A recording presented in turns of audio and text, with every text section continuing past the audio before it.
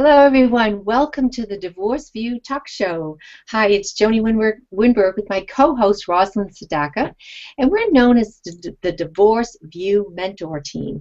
And we're here to support you, whether you're thinking about a divorce, going through a divorce, or ready to move your life forward after your divorce. So, hi, Roz. Hi, Joanie. Good to see you again, and good to see all of our viewers. I'm Roselind Sedacca, the voice of child-centered divorce. I'm a divorce and parenting coach, and along with Joanie, we talk on the Divorce View about issues that are relevant for anyone who is moving through divorce, as Joanie said. And because we're into the summer now and moving ahead into vacation season, we thought we would start addressing some of the issues that come up for people when they're divorced. Now, obviously, if you're divorced and you don't have children, then life is much simpler. But for those of us who have families, who have children, regardless of whether they're babies and toddlers, right on through to high schoolers and college-age kids, there are many situations that come up in the summer that can be challenging. So why don't we start first with just acknowledging the school is ending and now what situation that takes place when you're divorced and you're a single parent, you're a co-parent, you have vacation visitation or all of those other kinds of challenges. What are some of the questions that come to mind, Joanie, when you're dealing with that and where your kids are going and how to make smooth transitions for them? Well, of course, I think for parents, now the schedule is different. We're not getting kids up early on the bus, meeting them home in the afternoon from the bus. There's not the school activities. So now there's a lot more free time. So I'm trying to think back years ago when my kids were little. It did seem like their dad had a different schedule as well, or he rearranged his schedule to maybe see them more. He had a boat back then, so he could take them on the boat. I felt personally a lot of the set schedule that we had during the winter and the school year pretty much vanished for the summer. We were pretty amicable, so we were flexible. We didn't really feel as though we needed to stick to the schedule. And that might be difficult for some parents, though, you think, Roz? Well, there's no doubt about it. If things aren't smooth and amicable, then there's always challenges, and summer brings more of them because all the routines and schedules are being changed. So this always reminds me to suggest to people that if you have one of those online planning, scheduling tools, especially designed for divorced couples, that really will help.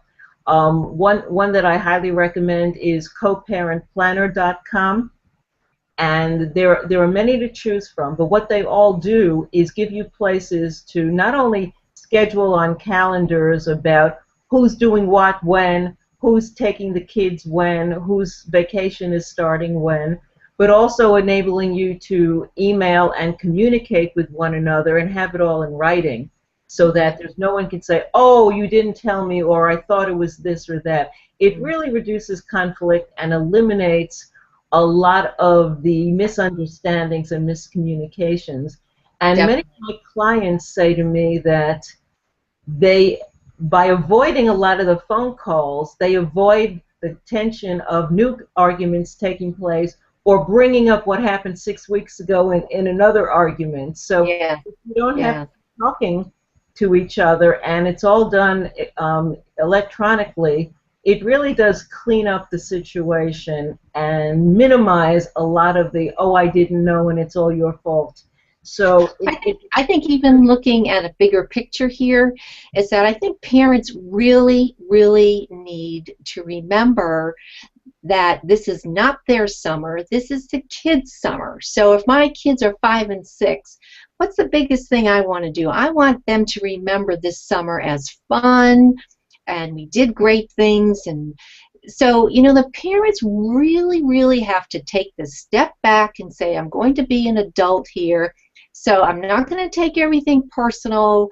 I'm not going to have my ego in place. If my X has something really fun for those kids to do, then I'm going to say it's more important for the kids to go than me to be worried about, oh, I didn't know. So I'm more concerned here about the parents being adults during the summer and say, you know what, let's make it fun for the kids.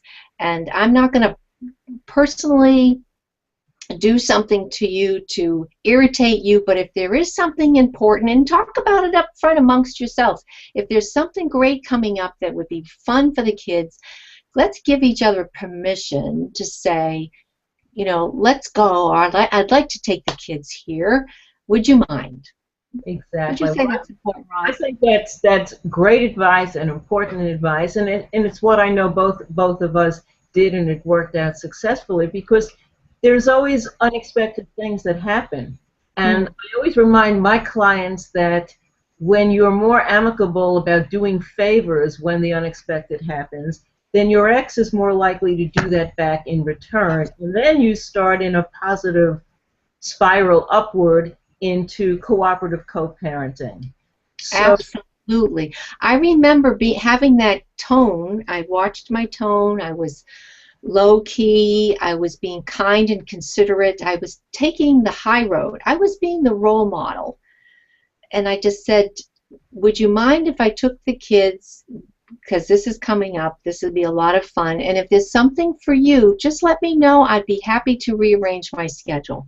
That set a whole different tone than if my ego was involved and I was taking it personally. that's right.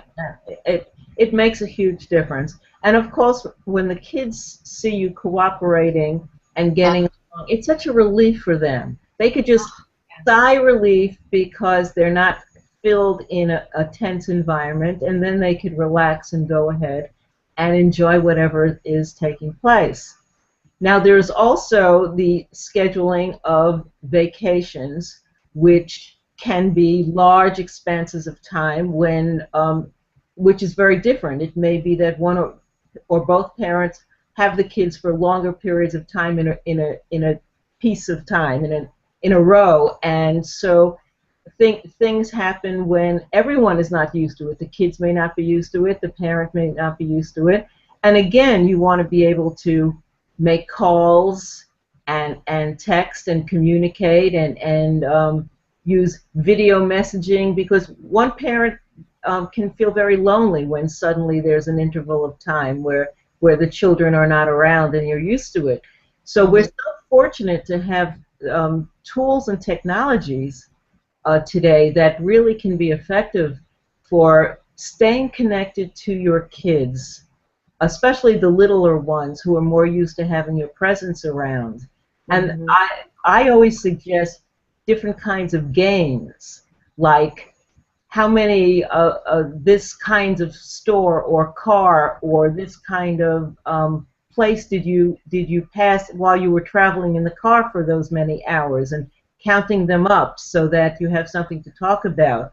Or when you went to a movie, sharing with the other parent at night, getting on the computer and using a Skype or some video technique so that you could talk to each other and see each other and talk about the movie together, so that the other parent is included in the feelings, the experiences of what you did. And I think also, once again, the manners come into play before the vacation starts. Do you mind if I talk to the kids once or twice during the week? Or, you know, just communicate, ask permission. Even when you're bringing the kids home, everybody's probably still in the vacation mode. If you're running late, call in advance. You know, we're so sorry. We're running late, we get caught up in traffic, or we get caught up doing this, we stopped for an ice cream. You know, part of it is, you know, what do you want your kids to remember at the end of the summer? Do you want them to remember that they had fun, they get to spend time with mom and dad at different places and different relatives and friends? Or do you want them to remember mom and dad just couldn't stop fighting and couldn't stop calling each other names? And that's probably rule number one. When you do have your kids with you on vacation, rule number one, we don't talk about the other parent. Not in a negative way.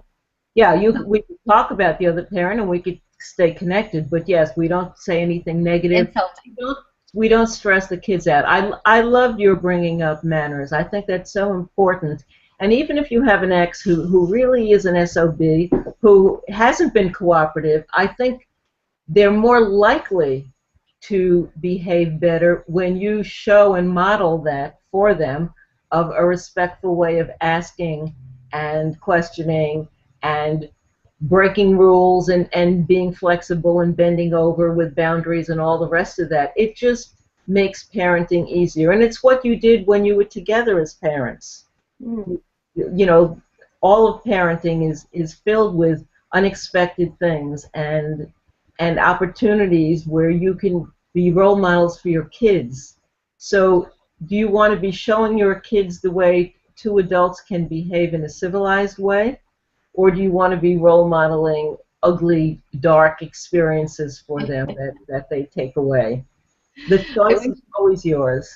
You know how when kids go back to school, they'll say, draw a picture of your favorite thing in the summer. Well, you certainly don't want them drawing a picture of mom and dad fighting. I don't think I want that memory down on paper. And also, I want to suggest that every rule is made to be broken. Yeah. As long as it's discussed. The idea is not to surprise and ambush or disrespect the other parent when you're doing things. So you can't break rules on your own, but if you do it in a cooperative way, then you can break those rules. And I know some divorced couples that take vacations together with the kids. Yes. Because you get along and because it's okay. And don't worry about what other people say about it because it works for your family. Why not? Sometimes having time together where the parents can just relax and the kids are hanging out, and you could do that for a few days or a week together, why not? That's a wonderful experience. You know, Roz, I can appreciate too if the third party is involved and the kids are going on vacation with whether the mom and her friend or the dad and his friend, and there's that third party there. And you know, I've been in that situation and I know how it feels and I know it hurts, and you're sad about it because you're thinking I should be there. But you know, that's part of healing and moving forward. And to me, as long as you're able to recognize that and realize that it's okay to feel that way and it's going to happen. The other thing is take this opportunity if you're having that time by yourself and revisit with friends, or make new friends, or get into hobbies that you've missed and wanted to do. I mean, part of it is that's where the friction comes in, is, oh my gosh, I'm going to be alone. What am I going to do with myself? Would you agree, Roz, on that? Well, that's very important. You're talking about the other side of the equation, which is the self side. We have to honor and we have to heal ourselves. And time away from the kids, maybe time when we don't want it, gives us an opportunity to really look at ourselves and realize those children are going to grow up anyway, whether we like it or not. And so we have to get back in touch with ourselves and what's meaningful for us, and find the things that give us joy and pleasure in life so that we can move on, because as they move into becoming teens and they get more distant and their lives are more filled with their own realities, a lot of parents get very hurt and they have that empty feeling inside that I'm losing the child. It's a good opportunity to start practicing and realize that when you are fulfilled in things that are meaningful for you in your own life, you make a better parent, you role model a better future for your kids, and you're a happier person because your life isn't 100% involved in spending time with your children 100% of the time. So you can be looking at this as a wonderful opportunity for personal growth. And if you rediscover different hobbies that you like, you might find that one of your children also likes that, and then you've have something special to share together. So it's so important. I know I'm a gardener, so for me, I always had a lot of gardens, and I was so happy for the children to spend time with their dad, and but part of me was saying, oh, I've got to be in the garden and I don't have to worry about anyone's meals or where they got to go somewhere. And I thought, wow, am I being selfish? Oh, I don't know. I kind of like being in the garden. I think that's a wonderful attitude. And of course, it gives you an opportunity to start thinking about dating again and being in other relationships and moving ahead in that side of your life, which is very important. And you want to do that slowly, but you want, and when the time is right, but you want to look at that as a plus in your life. The fact that there are going to be times when your children aren't they're dependent on you, and you can enjoy going out with friends and doing other things and socializing in new ways.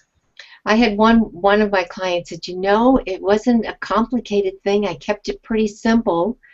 One of my friends came over. She had a favorite movie that she'd been wanting to watch for a long time, so we made a big bowl of popcorn, and we each had a glass of wine, and we had a grand time. And so she started to see the light that it's a-okay if I'm not focusing on what are they doing without me, but that you're happy for them. And I think that's the real important thing, is no matter what the situation is, they want and should be with the other parent, and they need that other parent in their life. So let them go, let them have fun, and you go and rediscover yourself and do something simple or fun, whatever you want. Yes. And I think we should also talk about the other person, because it's inevitable that there's going to be another husband or wife, another close partner who is coming into the family dynamic. And we want to be able to talk to the children about that, about having a healthy attitude of accepting. We also want to be able to listen to the kids and hear, because if this person is not treating them well, then we want to be aware of it so that we can open conversations with our ex about that. And we also want to encourage the other relationship. We don't have to be caught up in jealousy, and we can be happy for them having another relationship and know that that's a possibility for us as well.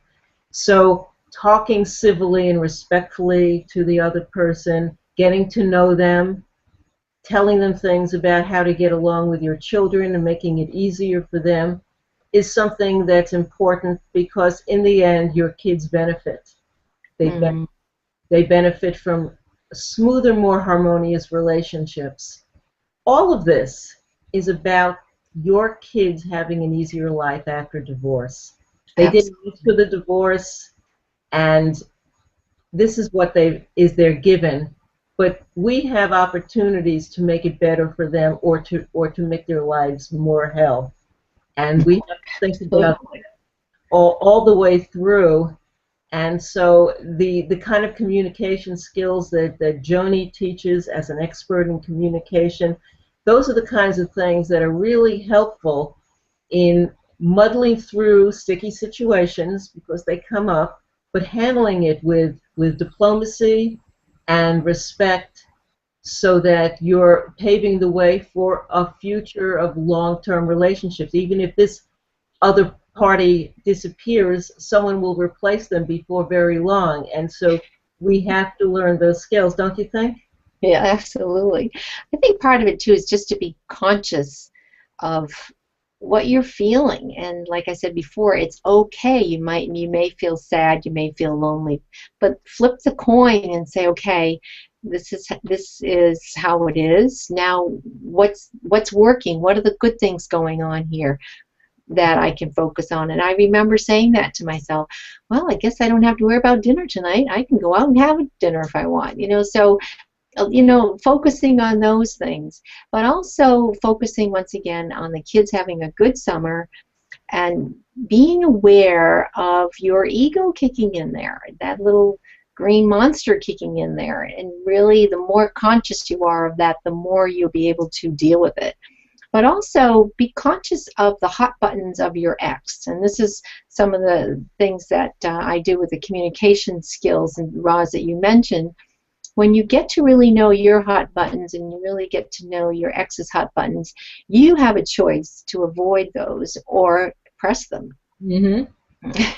part of what created the divorce to begin with. And so, yes, here's the opportunity for personal growth in making that choice. Absolutely, absolutely. So, be conscious. I use that word 1,000 times probably a day because I know myself, my life changed when I became conscious of my words, my tone, my actions, and then I could make choices, Yeah. healthier. And the skills we're learning by having a co-parent, by having an ex, by having someone in our lives who may not be the person we would choose to be spending a lot of time with, but is because they're another parent, really the gift there is that we learn better communication skills for our own future relationships. Because those Absolutely. buttons are there. It's not like you get divorced and then life is just a game. You're Right. going to bump into the same kinds of challenges in any relationship. Hopefully, you're Absolutely. choosing a better partner next time around. But relationships take work and they take communication skills. So mastering those skills helps you talk to your children and helps you talk to your own relationship partner as well as your ex. Three most important communication people that you could be dealing with. And it just makes life smoother and easier when you have the skills and understanding how to diffuse anger and diffuse tense situations is a piece of that puzzle as well. Mm. If we were getting and kind of pulling it all together for the summer for the kids, I think the biggest thing that I heard us mention was to really be conscious of the kind of summer that you want for your children to enjoy, and speak to your ex in advance. Maybe it's in the spring, maybe it's in the early or late winter, whatever, to say, okay, I'm planning on this. This is something I'd like to do with the kids. Do you have any plans for the kids? Let's look at our calendars. Let's start to piece it together. And then the kids, as they get older, they might have their own activities. I know my daughter played softball. She was on a travel team. It was hard to get really a lot of time in there for a vacation. But the vacation ended up being, we went away for 4 days and watched 10 softball games. So, it just depends on the situation. But the older they get, sometimes they're not always wanting to go with mom and dad anyways. So, Right. did you run into that, Roz? Oh, sure, absolutely. That's a reality. And the more flexible you are about everything, the less stress in your life and the less stress in your kids' lives. So think before you act, before you make decisions. Put yourself in your kids' shoes and see the world from their perspective.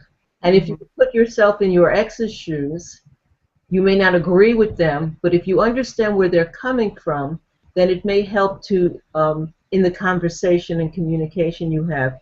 And do use the tools like the online parenting scheduling tools to diffuse tension if there is, but learn how to talk well with one another, be respectful, and remember that parenting is a lifelong endeavor. Joanie and I both have adult children, and we're still parents and still playing the game, and we still have exes, and Yeah. that's the reality. So look at this as a long-term venture, because even if you win in a battle on the short-term level, you're going to be dealing with the consequences of that in a few weeks, in a few months, in a few years. And so when you start and you do it right, you're being a wonderful role model for your kids and showing them that it's possible and that you're putting their interests as the primary focus in your life. And especially, would you say it's important to realize that it doesn't matter the age of the kids? My kids are in their 30s. They certainly don't like to see mom and dad fight over silly things either. So Exactly. kids Yep. could be, the kids could be young, but even as they become adults themselves, it's still important to be, watch your behavior and your tone and how you treat each other. And of course, when your kids get older, there's marriages and there's grandchildren and there's all of those things which bring you inevitably together and make life a lot more crazy for the kids when you're having one of those relationships that's in high conflict versus a relationship that's mellow and smooth and easygoing. So this is a great opportunity to start right now with the next vacation that comes along. Practice those skills, see how you do, learn from the experience, and think of it as a personal growth lesson. You may not like everything that's in your reality. None of us do. But we have givens, and this is our situation. We can make the best of it and really look at it as a wonderful step in our own personal growth with the right attitude. And I think Joanie and I both believe that attitude plays a huge part in a successful future. Absolutely. I always say, when in doubt, do the right thing and take the high road. Totally agree with you, Joanie. Totally. It's been good. And some of our listeners that were joining us or said they would be joining us probably wondering what happened to our guest, but there was a little techie issue, but we certainly will be bringing our guest back on in a week or two. Yes. But also, we want to remind our listeners to go to our website, which you see in front of our screen, which is divorceview.com. And while you're there, you can get to listen to all the other shows. We've kept them in the archives for you, and as well as there's different programs that Roz and I each offer to support you, whether it's communications, or Roz is fabulous in helping with co-parenting skills. So there's so much there. So go to divorceview.com to look deeper into what Roz and I can definitely do for support. Well said, and I think that's the essence of it. We're a divorce mentor team. We're here for you, and if you have any questions or suggestions, just drop us a line, and we'd love to talk further with you about that. So thanks for tuning in. Look forward to speaking with you next week and on our new topic of what we'll be talking about. Also, like Roz said, email us on any topic you'd like to talk about. So until then, have a great week. See you then. Bye-bye now.